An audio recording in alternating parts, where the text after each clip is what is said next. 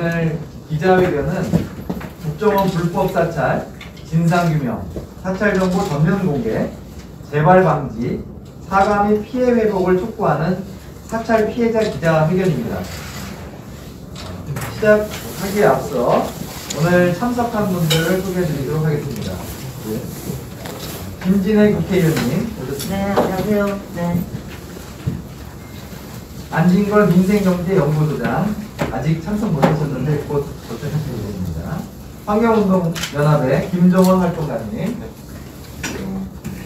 반값 등록금 운동본부의 김주호 운영위원님, 수명사회를 위한 정보공개센터 강성국 활동가님, 네, 민변 정보소위에서 활동하는 엄기섭 변호사님, 네, 그리고 광노현 내나라 내파일 시민행동 상임 공동대표가 참석할 예정인데 조금 후에 참석할 예정입니다. 저희가 이제 발언을 시작하기에 앞서서 지금 야당 또는 언론에서 왜 선거를 앞두고 이런 사찰 얘기를 꺼내느냐, 선거용 아니냐 이런 말씀을 많이 하셔서 저희가 지금까지 해왔던 운동의 경과를 짧게 한번 말씀드리겠습니다. 저희가 내나라 내파의 시민행동은 2017년 10월 24일에 전국민 선거 운동을 돌입하겠다는 기자회견을 개최했습니다. 그때 서울 그리고 부산시장에 보궐선거가 있을 거라고 예측하고 2017년 10월 달에 저희들이 이 운동을 돌입하는 게 전혀 아닙니다. 이때 운동을 돌입한 계기는 국정원 개혁발전위원회에서 이명박 박근혜 정부 시기에 광범위한 민간인 사찰이 있었다는 내용이 발표됐기 때문에, 하지만 정보 주체에게는 그 정보를 알려주지 않았기 때문에 정보 주체들이 정보공개 청구 운동을 돌입했고요. 그래서 2017년 말에 900여 명 넘게 정보공개법에 따른 정보공개 청구, 그리고 개인정보보호법에 따른 정보 폐기, 사찰정보 폐기를 요구했습니다. 하지만 국가정보원은 2017년 12월 12일 날 정보공개 거부 결정을 통보했고요. 이에 대해서 내나라 시민행동은 이의 신청을 했습니다. 이의 신청도 국가정보원이 2018년 1월에 모두 거부했습니다. 그래서 어쩔 수 없이 2018년 4월 11일 날 4명의 청구인이 소송에 돌입했습니다. 박재동, 광노현, 그리고 명진스님, 김인국 신부님, 이렇게 4분이 종교계, 문화계, 그리고 지방자치단체장을 대표해서 소송을 제기했고요. 2019년 9월에 승소 판결을 받았습니다. 8월과 9월에 승소 판결을 받고 명진 스님에 관한 정보가 2019년 12월에 공개됐습니다. 그리고 광노현, 박재동 부분의 소송은 2020년 11월 12일에 대법원에서 확정 판결, 승소 확정 판결을 받았고요. 그로 인해서 2020년 작년 12월 7일, 8일 윤성준 배우 등 18명이 정보공개 청구를 해서 정보 공개 문건을 받았습니다. 그 받은 문건 중에 김승환 교육감님이 받은 문건 중에 국회의원 전원에 대한 신상 정보를 관리하라는 것을 민정수석실에서 요구를 했다는 점이 나왔습니다. 그래서 이것이 쟁점화가 됐던 것이고요. 저희들은 18대 국회의원 등을 비롯해서 여러분들의 정보공개 청구를 현재 하고 있습니다. 이렇게 경과를 간단히 말씀드리고, 바로 제가 경과 소개드리는 과정에 김윤덕 의원님 오셨습니다. 네, 바로 발언을 듣도록 하겠습니다. 과거 정부 청와대가 지시하고 국정원이 작성한 국회의원 전원의 신상자료 공개를 촉구하는 발언을 18대 국회의원이셨던 김진애 의원님께서 발언을 주시겠습니다.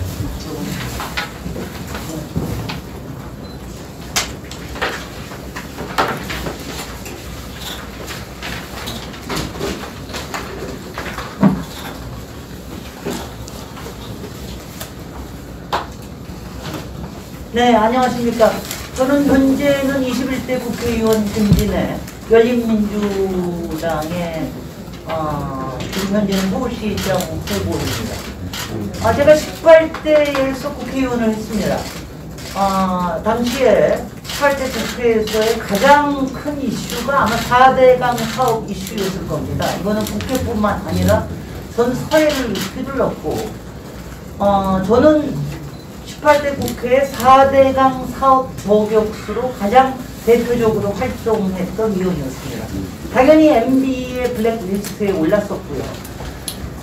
저는 그래서 그런 정도로만 당연히 올랐었겠다 이렇게 생각을 했는데, 이번에 알게 된 거는 지금 내 나라 내 파일 운동을 통해서 제가 알게 된 거는 이것이 단순히 4대강 사업에 관련된 것뿐만이 아니라 당시에 정치적인 모든 정적까지 여야 의원들까지 다 사찰을 했다라고 하는 정말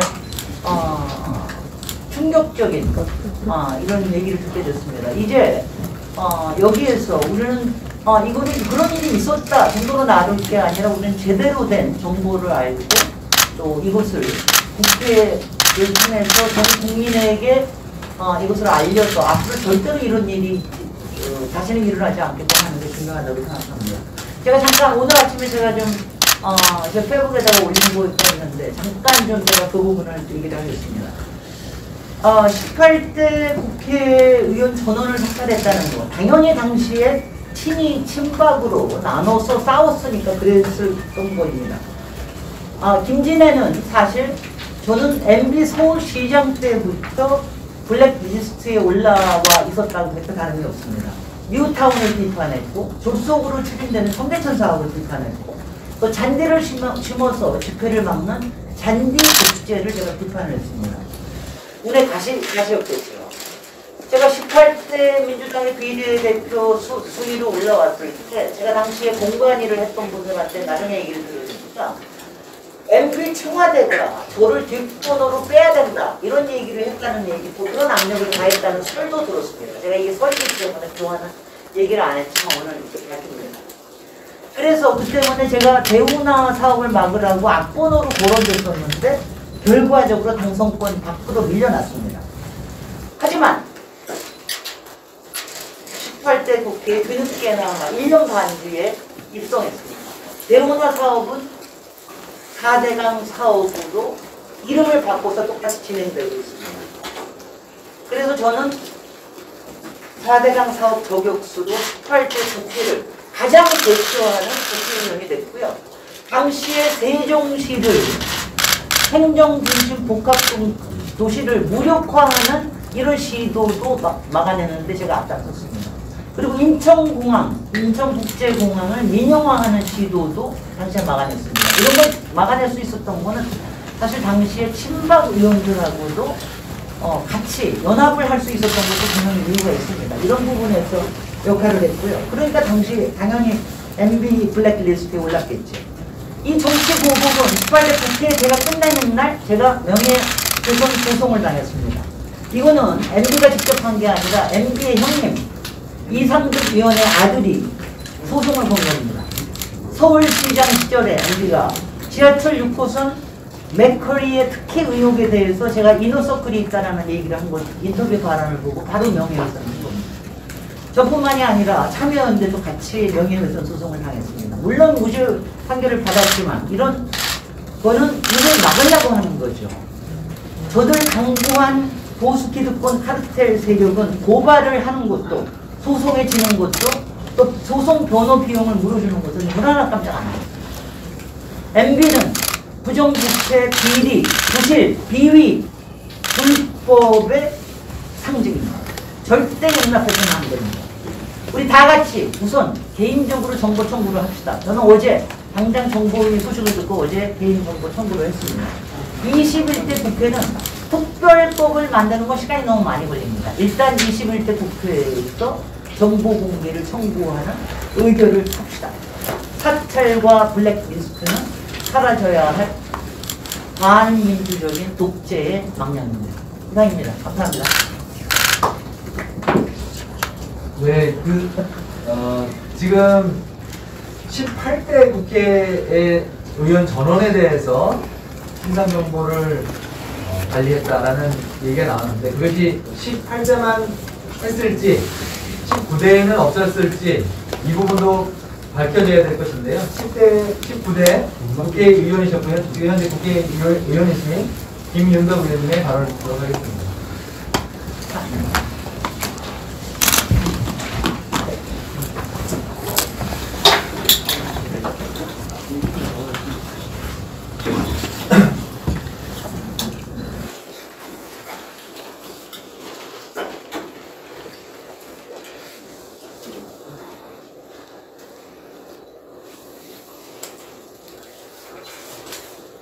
네, 안녕하세요. 더불어민주당 전주갑 10일에 국회의원을 했고요. 현재 21대 국회의원을 하고 있는 김현덕 의원입니다. 18대 이명박 정부에서 국회의원 사찰을 했는데요. 19대 박근혜 정부에서도 반드시 국회의원 사찰이 이루어졌을 것이라고 현재 생각하고 있습니다. 개인 사찰 정보 공개 신청을 우리 내나마 네팔 시민행동을 통해서 신청을 했는데요. 이명박 정부와 또 박근혜 정부에서 벌어진 국회의원 사찰 또 우리 지방자치단체장에 대한 그 사찰과 공작에 대해서 반드시 규명이 이루어져야 되겠다 이렇게 생각을 하고 있고요. 또 그 일을 진행한 사람의 책임 있는 어떤 규명이 필요하지 않을까 생각하고 있습니다. 특히 당시에 이명박 정부의 정무수석을 역임했던 박형준 후보는 책임 있는 답변을 내놔야 된다 이렇게 생각합니다. 앞으로 이런 정보 공개를 계속적으로 신청을 해서 이명박 정부와 박근혜 정부에서 진행된 불법적인 사찰이 반드시 없어져야 된다. 책임 있는 규명이 이루어진다 이렇게 생각합니다. 고맙습니다. 네, 감사합니다. 지금 의원님들 발언 하지 해주셨는데 초도에 한번 그 구호를 한번 외치는 시간 가졌으면 좋겠습니다. 제가 일어나서 플래카드 때문에 앉아서 해주시면 감사하고요. 제가 외치면 맨 마지막 문구만 3번 반복해 주시면 좋겠습니다. 특별법에 미루지 말고 지금 당장 공개하라! 공개하라! 공개하라! 공개하라!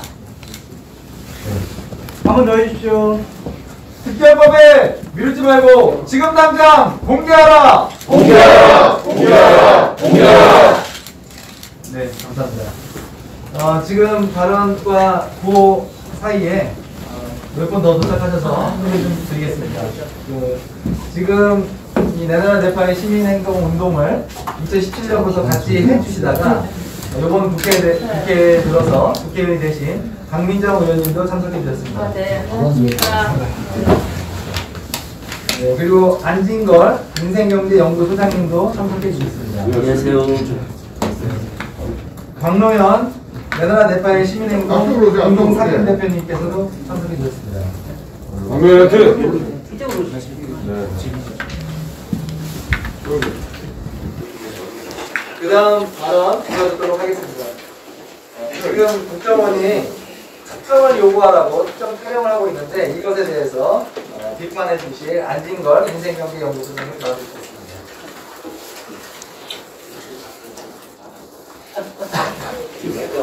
방송을 하니까. 예.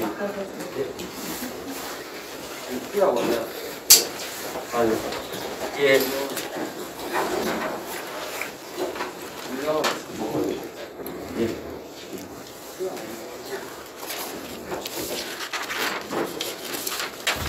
예, 기자님들 안녕하십니까.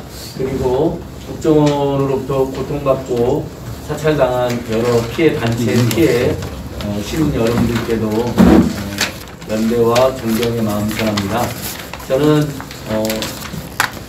이명박 정권 당시에는 참여연대에서 민생팀장이나 협동사무처장으로 일하고 있었을 때였습니다. 근데 사실 제가 정말 실제 경험인데요. 나중에 이제 공개된 문서를 보면 그 모든 우리나라의 주요 방송에 시사 프로그램의 진행자, 출연자, PD, 작가까지 성향을 분석하고 그것들에 대해서 문제를 삼고 내용의 순화를 시도하고 그것도 안 되면 출연자나 진행자를 교체하고 그것도 안 되면 프로그램을 폐지까지 한다라는 공장 문서가 공개돼서 굉장한 충격을 줬습니다. 근데 오늘 의원님들도 그런 공포와 고통 속에 사셨지만 이명박 정권, 박근혜 정권 때 우리 국민들이 절실하게 원해서 전개되었던 반값등록금 투쟁이나 4대강 죽이기, 4대강 파괴에 대해서 순수한 마음으로 열정을 다해서 뛰어들었던 환경운동가들까지도 그런 고통과 충격을 당시에 겪었어야 했었거든요. 그래서 이제 당시에도 간간히 알려졌지만 내 나라 내 파일 선생님들에 의해서 그 전모가 이제 부분적으로 본격적으로 드러나기 시작한 것입니다.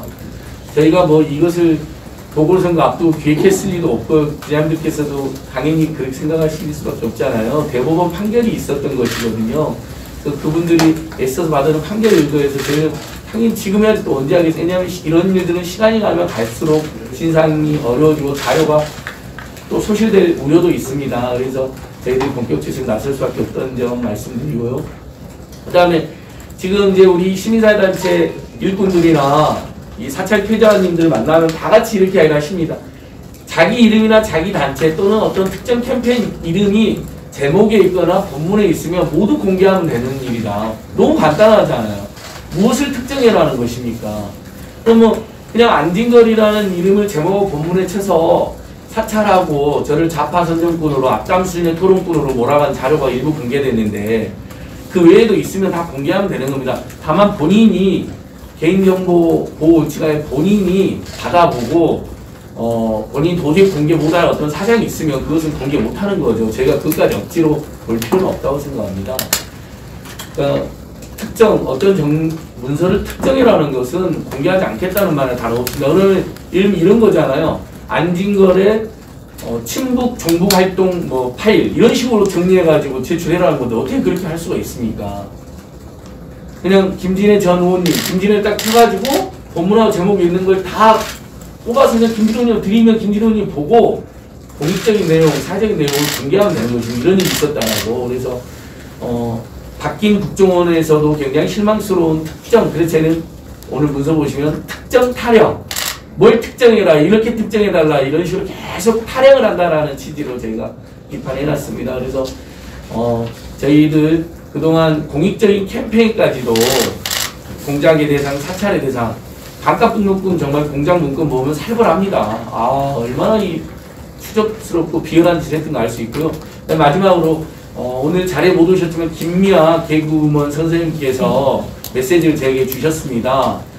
짧게 제가 대독해드리겠습니다. 기억나는 대로 당시에 실제 정말 무시무시한 그런 어떤 사찰이나 또 방송국 출연하실 때 실제 피해를 몸소 겪었다.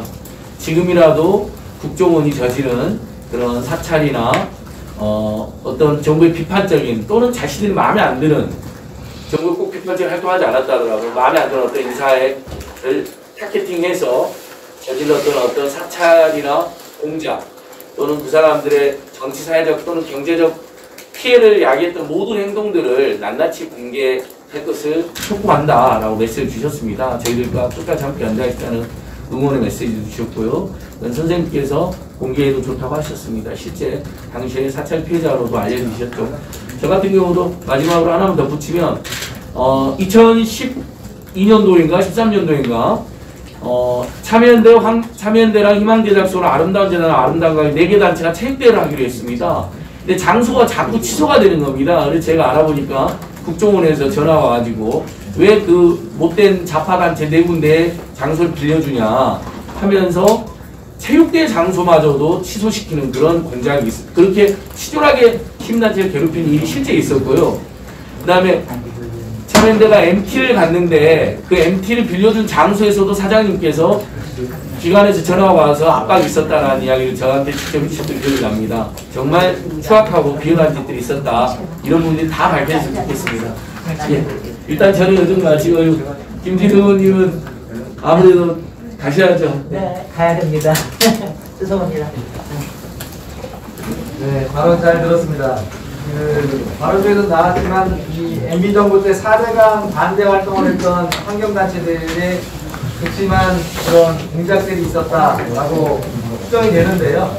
그것에 관련해서 정보공개 청구를 현재 해놓은 상태인 환경운동연합에서 김정환 활동가님께서 발언해 주시겠습니다.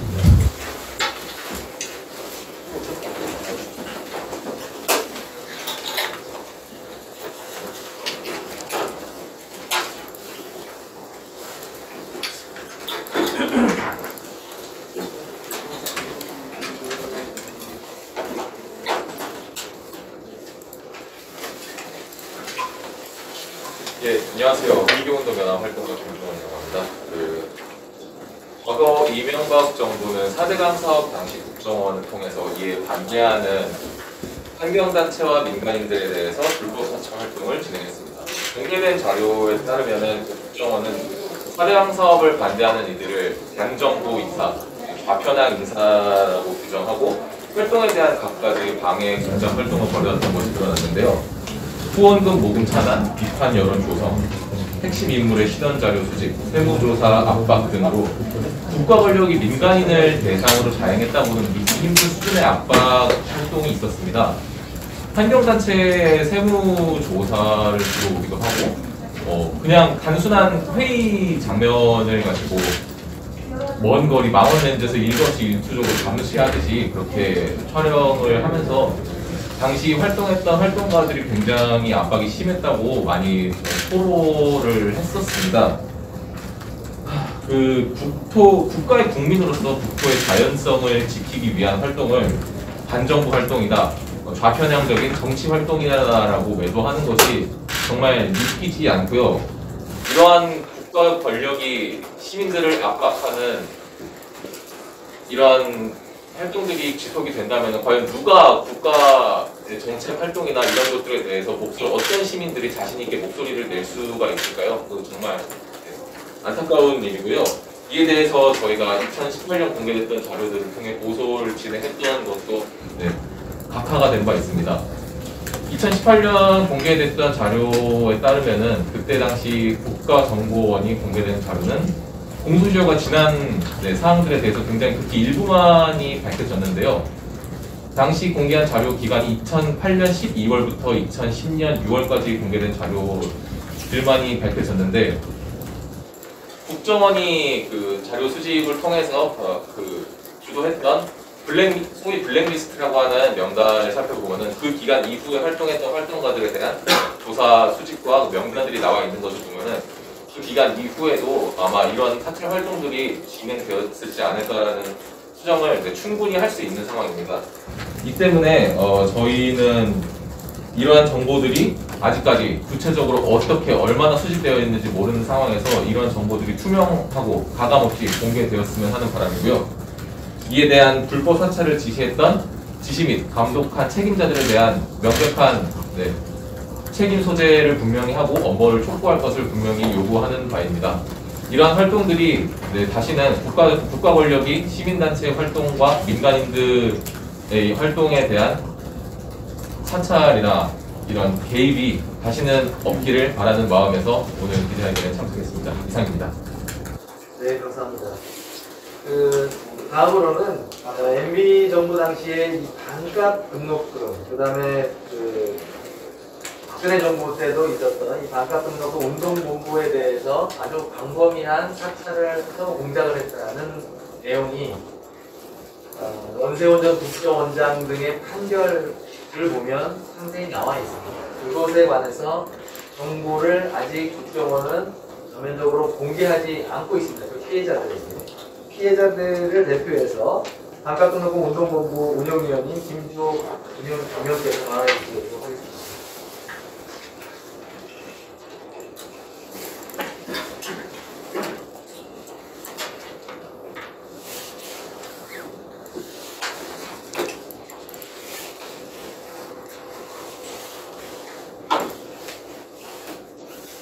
네, 안녕하십니까. 반값등록금 국민운동본부 운영위원으로 활동하고 있는 김주호 위원입니다. 참여연대 민생망공부 팀장으로도 활동하고 있습니다. 반값등록금 운동 관련해서 간단하게 다들 아시겠지만 좀 어떤 활동들을 했는지 좀 설명을 좀 드리면서 그 당시에 MB 국정원이 어떤 일들을 했었는지 설명을 드리려고 합니다. 2007년 대선 때 당시 이명박 후보가 반값등록금 공약을 내세웠습니다. 그 전후로 여러 대학생 단체들, 그리고 총학생회들, 그리고 학부모 단체들, 시민사회 단체들이 반값등록금 국민운동본부라는 활동 단체를 꾸렸습니다.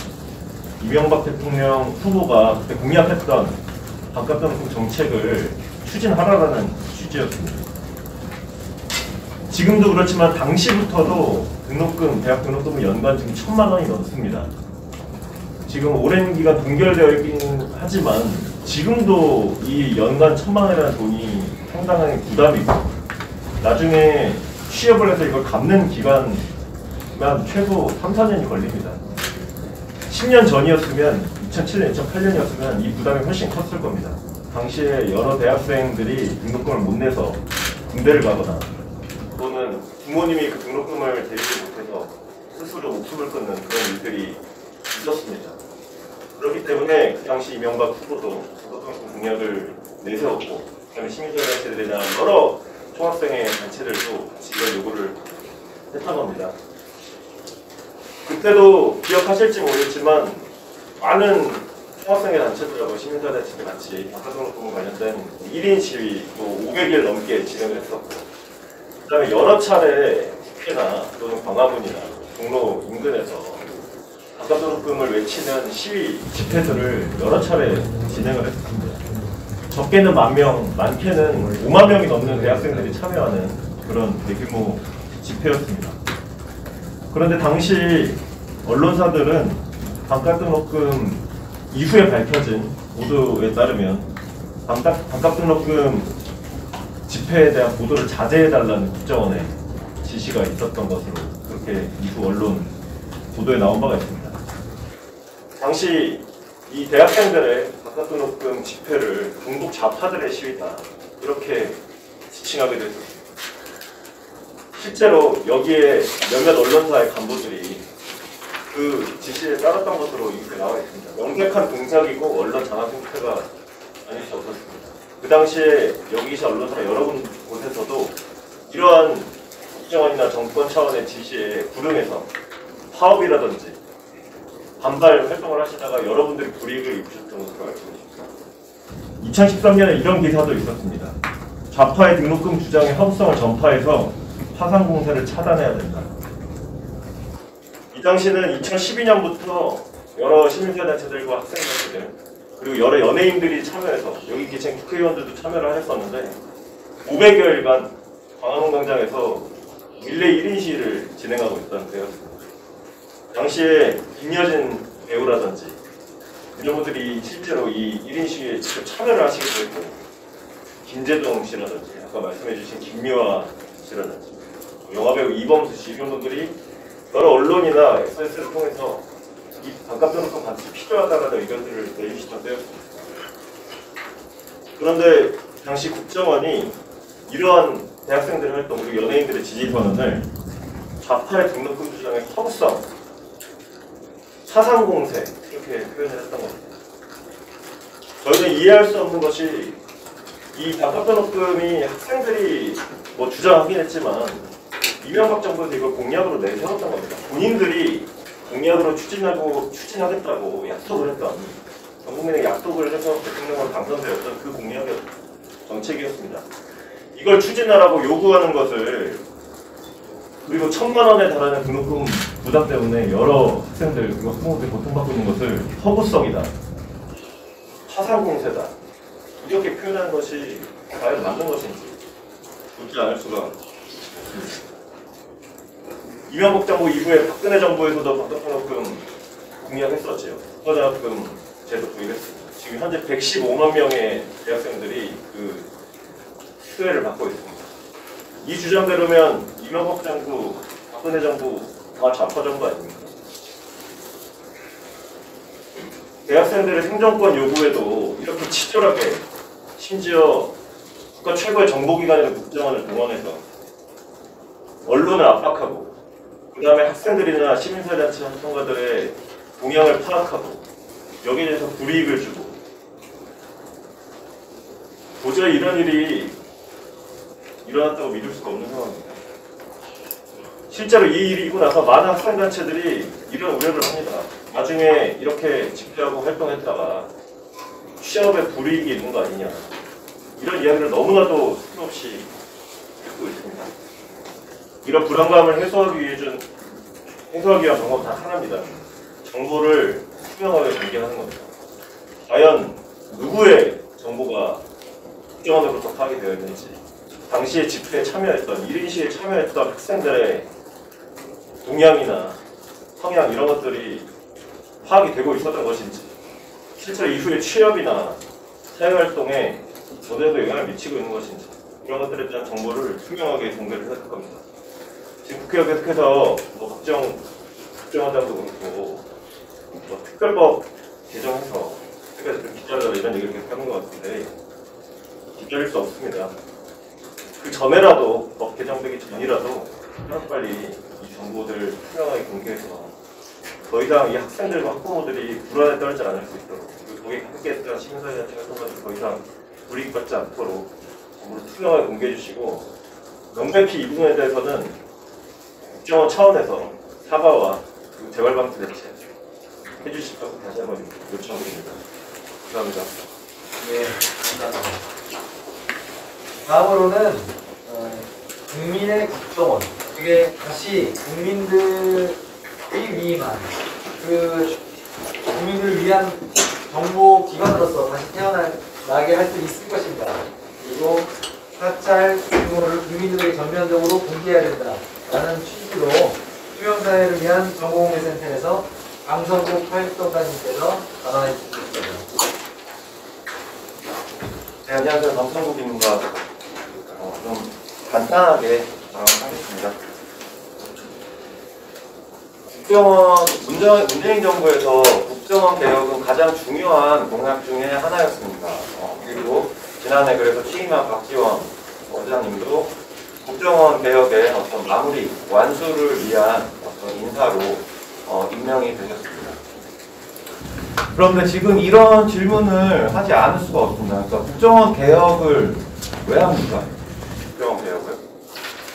중정부터 지난 60년 동안 사찰과 공작으로 민주주의와 사회 진보를 막고 사찰 피해자들의 삶과 영혼을 파괴했습니다. 그런데 어떻게 지금 이 사찰 정황들의 진상 규명 없이 국정원 개혁이 된다고 말할 수 있겠습니까, 실제로? 그래서 지금 지난해 일부 사찰 정보들을 사찰 피해자들이 대법원에서 승소를 하고 국정원에서 이제 사찰 정보를 공개하겠다, 그리고 사과도 하고 실제로 공개를 했습니다. 그런데 받은 정보는 과연 어땠습니까? 사찰 피해자들이 자기가 사찰된 정보 자체도 온전하게 내용을 파악할 수 없는 누더기 정보들이 왔고, 그리고 그 정보들의 정황상 자기가 사찰받았던 정보들의 전체 정보도 아니었고 아주 극히 일부분만 공개가 됐습니다. 그리고 나서 더 여기에 대해서 사찰 피해자들은 사찰 정보들이 훨씬 많다는 의혹을 가질 수밖에 없는 상태고, 여기에서 더 정보를 달라고 하면 국정원이 하는 말은 당신이 사찰을 어떤 사찰을 당했는지 특정해서 정보 공개 청구를 하라는 말도 안 되는 소리를 하고 있습니다. 그래서 이런 의심을 지울 수가 없습니다. 실제로 국정원이 결국에 개혁을 하고자 한다면 진실을 대면하지 않고 어떻게 사찰에 대한 반성 없이 국정원 개혁을 완수할 수 있겠는가. 그렇습니다. 그래서 3년 동안 앞으로 국내 업무, 개공 업무들이 지금 새로 신설된 수사기관에 업무가 이관될 때까지 3년의 유예기간이 있습니다. 그럼 이 3년 동안 과연 무엇을 해야겠습니까?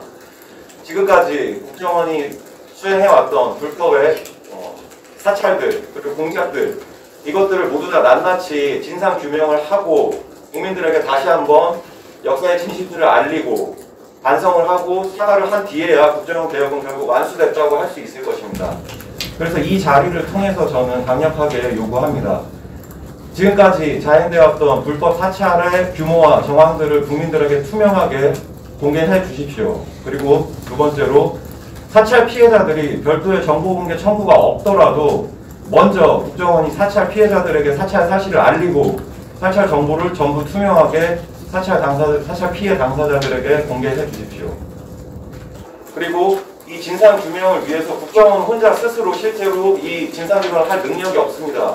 그래서 민간 전문가들과 국회와 함께 모두 참여하는 진상조사단을 꾸려서 이 진상조사를 수행할 것을 강력하게 촉구합니다.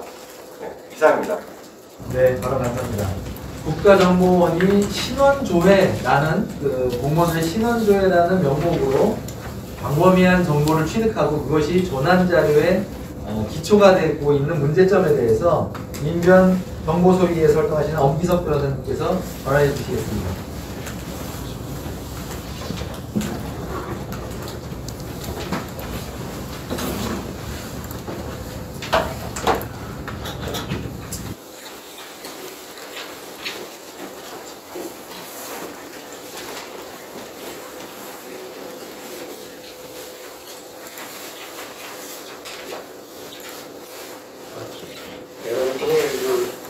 보신 분도 계실 텐데 대통령께서 쓰신 국명이라는 책에 보면 참여정부를 표구하면서 쓴 내용이 여러 가지 나오는데 그 중에 저게 있습니다.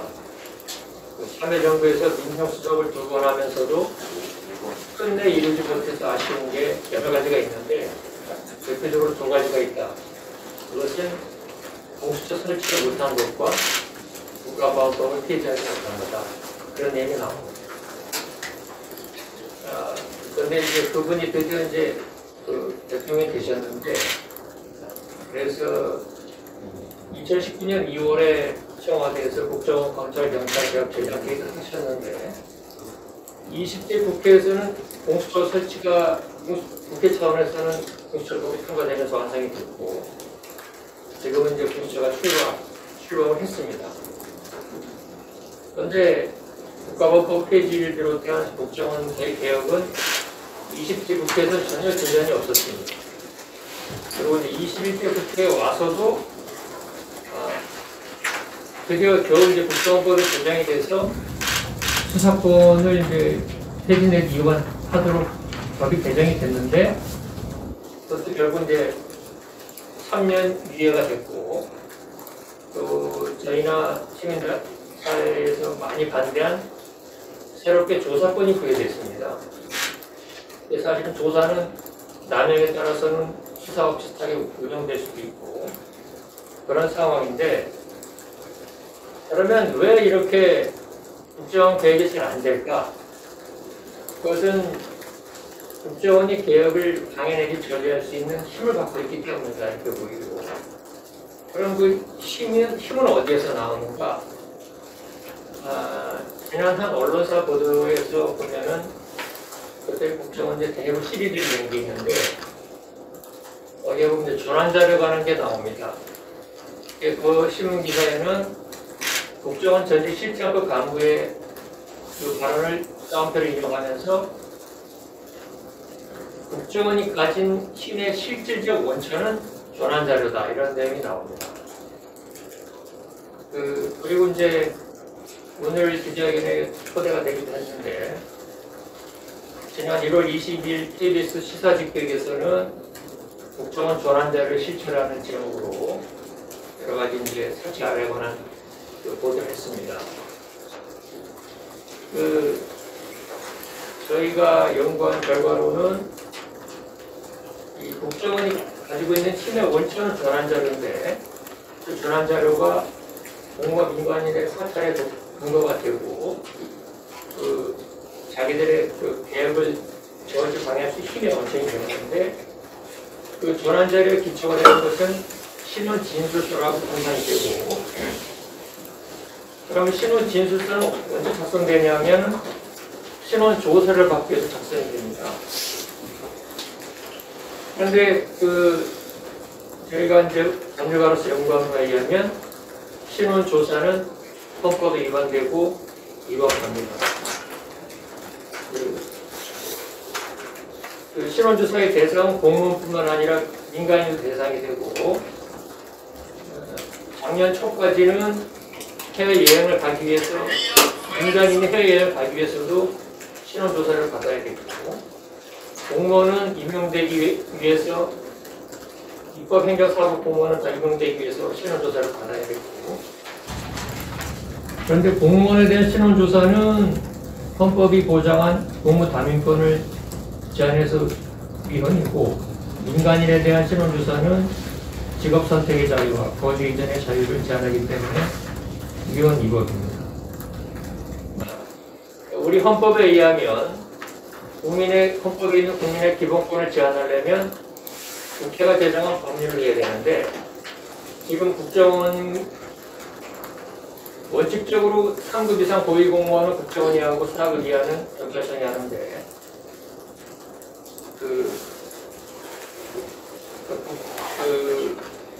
국정원이나 경찰청이 신원조사를 하려면은 이 헌법의 공무담임권과 여러 가지 기본권을 제한하게 되는 거기 때문에 먼저 법률의 근거를 두고 그 자세한 내용은 대통령 위임마다 이렇게 해야 되는데, 지금 국정원이 하고 있는 신원조사는 법률의 근거가 없이 대통령령 이하의 형태로 행해지고 있습니다. 그래서 이건 이겁니다. 제가 이고 나서 연구를 하고 최근에 이제 이렇게 만나고 그랬는데, 어느 이제 당당 관계자분이 만났는데 본인이 국회에 출입하기 위해서 신원조사를 받았다고 그럽니다. 그래서 그때 생각난 게, 여기 이제 많은 언론인이 계신데, 이 언론인분들도 국회나 정부, 법원 이런 데 출입할 때 신원조사를 받으시나 막 그런 좀 의문이 드는데, 만약에 받으신다면은 그거는 위헌 위법이기 때문에 해제가 된다고 말씀드리고, 그래서 신원조사는 위헌 위법이기 때문에 이미 이제 공무원이나 민간인이 신원조사를 받기 위해서 작성해서 제출한 신원 진술서는 돌려받아야 된다, 그런 주장을 하고, 다른 분들이 이제 이미 국정원이 한 4차례 결과를 어떻게 처리할 건지 특별법 제정할 때 이런 데 좋은 말씀 많이 해주셨는데, 저는 그 4차례 근거가 될 수 있는 전환자료의 작성 자체를 원천적으로 막을 필요가 있고, 그러기 위해서는 위헌 위법으로 행해지고 있는 신원조사를 폐지해야 된다, 그 주장입니다. 제가 드릴 말씀 많은데 이 정도로 말씀드리고, 질문 주신 분들 제가 추가로 말씀드리겠습니다. 네, 저랑 감사합니다. 다음으로는 마지막 발언인데요. 내나라 네파의 시민행동을 결성을 주도하고, 그 다음에 원고로 소송에 참가하시고 정보공개까지 받으셨던 박나영 상임공동대표께서 말해주시겠습니다. 네, 국회 정보위가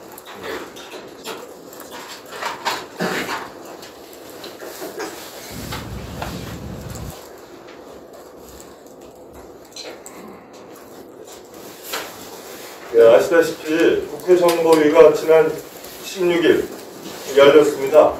박지원 국정원장을 불러서 보고받고 질의응답했습니다. 주제는 18대 국회의원 전원에 대한 당시 청와대의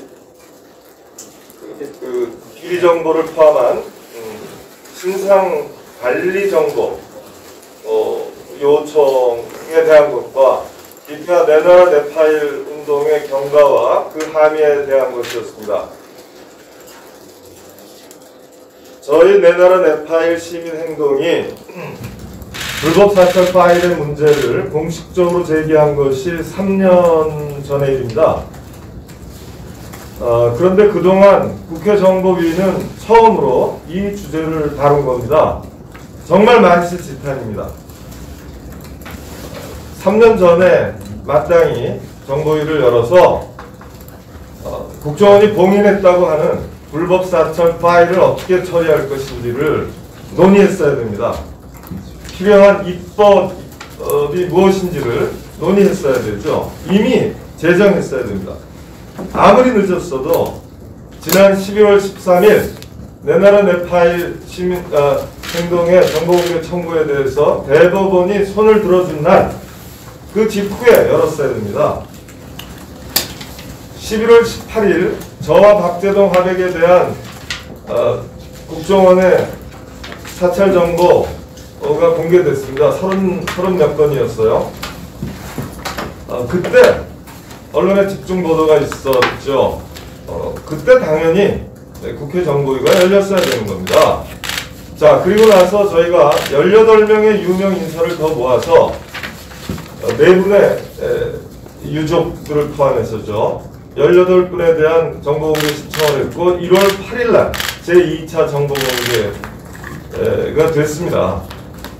그때 언론에 집중된 보도가 또한 따랐는데요. 당연히 국회 정보위가 열렸어야 되는 것이죠. 사실상 국회의 직무유기였다고 해도 과언이 아닙니다. 자, 그러다가 18대 국회 299인 전원에 대해서 이거 굉장히 중요한 거예요.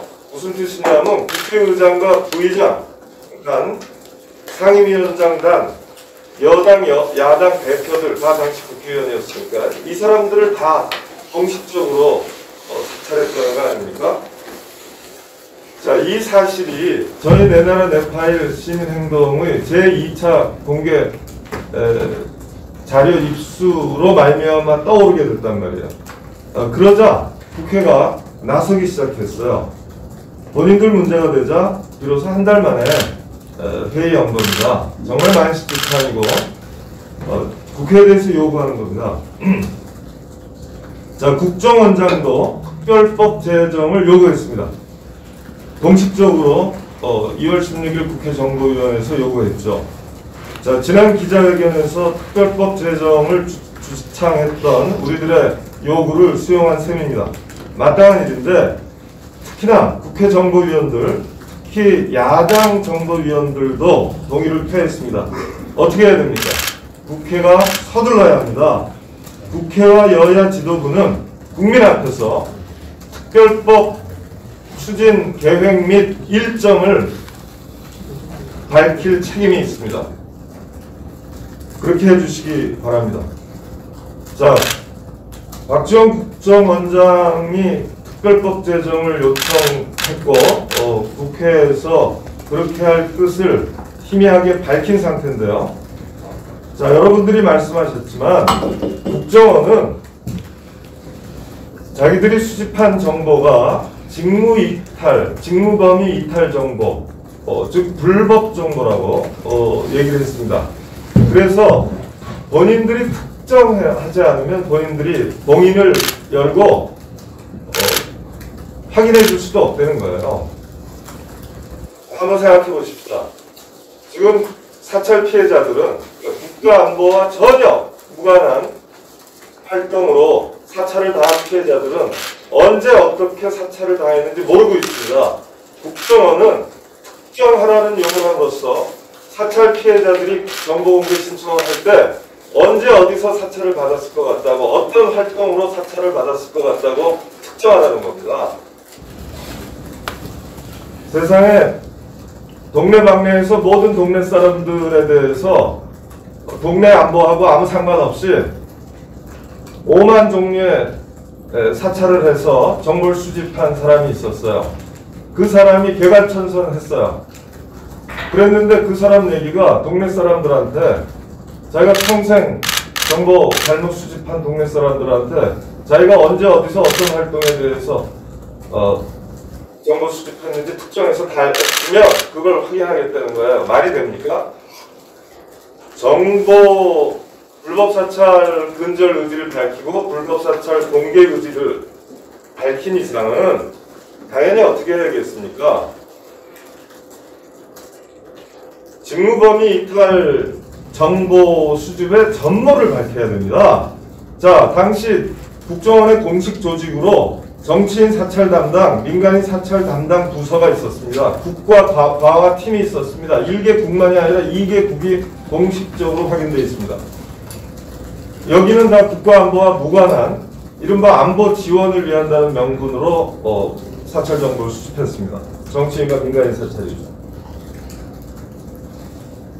그러면 각 담당 부서, 국가 팀마다 사찰 대상 선별 기준, 그러니까 자기 업무 대상이죠. 그리고 그에 따른 사찰 규모가 있잖아요. 그리고 그에 따른 사찰 문건 생산이 있었지 않습니까? 그리고 그것을 활용한 기록이 있잖아요. 여기에 대해서 매년 업무 평가를 했을 거 아닙니까? 자, 매년도에 국정원 담당 국관팀의 업무 계획과 업무 보고와 업무 평가만 확인해도 전모를 어느 정도 확인할 수 있는 겁니다. 그러면 당연히 그것을 그렇게 해야 된다는 말씀이시죠. 그런데 그러니까 간단한 거예요. 정권별로, 국정원장별로, 연도별로 직원 몇 명이 협력자 몇 명의 도움을 받아서 각계각층 몇 명에 대해서 몇 건의 직무범위 이탈 정보를 수집, 가공, 작성했는지 활용했는지 밝히면 되는 겁니다. 불법을 자행했던 국정원은 전모를 밝힐 의무가 있고 이것은 당장 특별법이 있어야만 밝히는 거 아닙니다. 특별법이 없는 이상 불법 자료라서 못 밝혔다고요? 그럼 불법 행위를 감찰하는 기관은 왜 있습니까? 당연히 조직 안에서, 기관 안에서 일어난 불법 행위에 대해서는 감찰관이 있고 감찰실에서 그 자료들을 들여다보고 밝힐 의무가 있는 것이죠. 그러니까 특별법이 만들어지지 않으면 아예 밝힐 수도 없다는 것은 정말 조직보호 논리에 지나지 않고 전모 공개 의무를 연기하는 얘기에 밝히지 않는 것이 지나지 않는 것이죠. 그래서 저희가 얘기하는 겁니다. 특별법 제정이 사실은 양날의 칼인 것이 특별법 제정해야 돼요. 그런데 특별법 제정할 때까지는 아무것도 안 하겠다는 정보 공개 거부 의지를 할 수도 있어서 그럴 가능성이 높아서 저희가 지금 이렇게 기자회견을 하는 겁니다. 그래서 우리 제목이 특별법 제정에 미루지 말고 지금 할 수 있는 일을 당장 하라는 겁니다. 지금 할 수 있는 공개를 당장 하라는 거예요. 자, 지금 내 나라 내 파일이 18대 국회의원 전원에 대한 여야 국회의원 전원에 대한 민정수석실의 당시 민정수석실이죠. MB 민정수석실의 국정원에 대한 신상 정보 수집 및 관리 요구를 공개하게 된 다음에 이 사안이 여간 묘하게도 시점이 서울 부산시장 선거와 겹쳐서 정치 쟁점화되고 있어요. 그런데 저희가 말씀드린 것처럼 내 나라 내 파일 시민행동은 이미 3년 전에 활동을 시작했고 작년 11월 13일부터 대법원에 판결이 있었고 그 후로 2차례에 걸친 국정원의 정보 공개가 있었습니다. 그리고 그 중에 한 규절을 저희가 주목해서 언론에 공개했던 것이고요. 이런 사정에 어떠한 정치적 요소도 정치적 동기도 없습니다. 불법 과거 청산, 특히 국정원의 불법 정치인 사찰 청산에 여야가 따로 있을 수 없습니다. 진보 보수가 따로 있을 수 없습니다.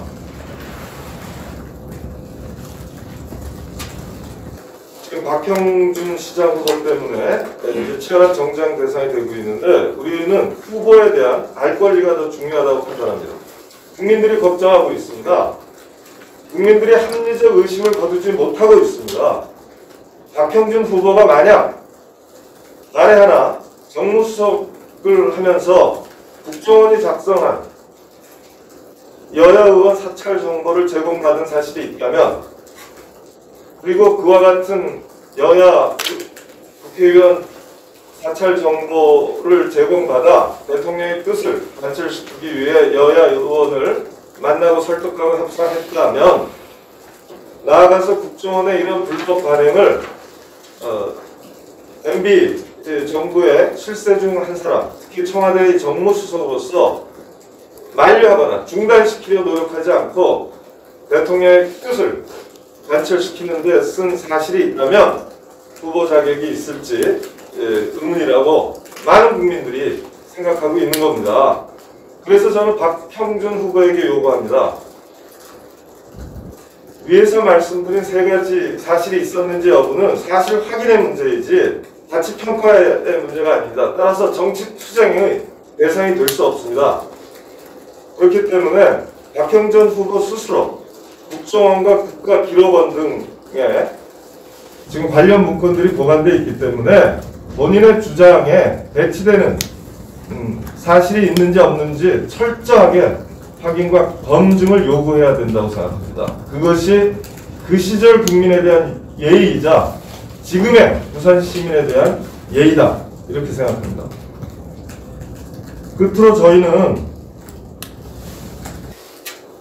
우리 내나라 네팔 시민행동은 대법 판결 직후부터 일관되게 내나라 네팔 대법 판결의 의미는 첫째, 국정원뿐 아니고 기무사와 경찰 정보 파트너에게도 해당된다. 그래서 국정원, 기무사, 정보경찰 모두 직무범위 이탈 정보 수집을 했는지를 스스로 점검하고 공개할 책임이 있다. 둘째, 내나라 네팔 대법 판결의 효력은 이명박 정부와 박근혜 정부의 국정원이 작성한 불법 사찰 정보에만 미칠 뿐 아니라 박정희 정부 이래 의 중앙정보부 안기부를 거쳐서 국정원에 이르는 지난 60년 불법 사찰 흑역사 기간에 작성된 모든 불법 사찰 파일을 공개할 책임이 있다는 점을 분명히 해왔습니다. 어느 정부가 집권했나 여부와 상관없이 전모를 밝히면 어느 정부가 훨씬 더 했든가 안 했든가 아니면 어느 정부에서 더 많이 하고 극성을 부렸든가 하는 사실이 명확하게 드러나겠죠. 국민은 알 권리가 있고 국가기관은 이에 대해서 진상을 규명하고 밝히고 기억할 의무가 있다고 생각합니다. 결론적으로 국정원은 당사자에 대한 당사자의 정보 공개 요청과 법의 미비 뒤에 숨지 말고 지난 시절 불법 사찰 전모를 밝혀야 됩니다. 그리고 국회는 지난 60년의 흑역사를 확실하게 근절할, 그리고 그 근절에 필요한 불법 사찰 전모 공개와 당사자 본인 공개, 그리고 기록 폐기 등에 필요한 특별법 제정에 즉각 나서야 합니다. 고맙습니다. 네. 발언 감사합니다. 저희가 기자회견문을 준비했는데 낭독은 하지 않고 배포해드린 기자회견문을 청구해 주시면 좋고, 마무리로 구호 한번 외치고 마치도록 하겠습니다. 앉아서 해주시면 감사하겠고요. 특별법에 미루지 말고 지금 당장 공개하라! 공개하라! 공개하라! 공개하라! 한 번 더 할까요? 네. 네. 특별법에 우리 강민정 의원님 어디 계셔요? 아이고 잠깐 들어오셔서 같이 해주셨습니다. 잠깐만요. 잠깐만.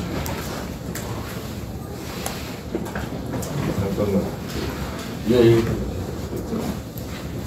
우리 서서 서서 한번. 네. 마무리로 서서 한번 하겠습니다. 일로 오세요. 이렇게 얘기했습니다. 전체적으로 조금 옆으로. 예. 네, 하겠습니다. 특별법에 미루지 말고 지금 당장 공개하라! 공개하라! 공개하라! 공개하라! 됐을까요? 한 번 더 해.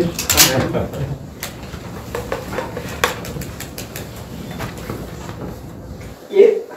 특별법에 미루지 말고 지금 당장 공개하라! 공개하라! 공개하라! 공개하라! 네, 이렇게 마치겠습니다. 네, 한 번만 더 부탁드려도 될까요? 한 번만. 네, 한 번 더 해. 예.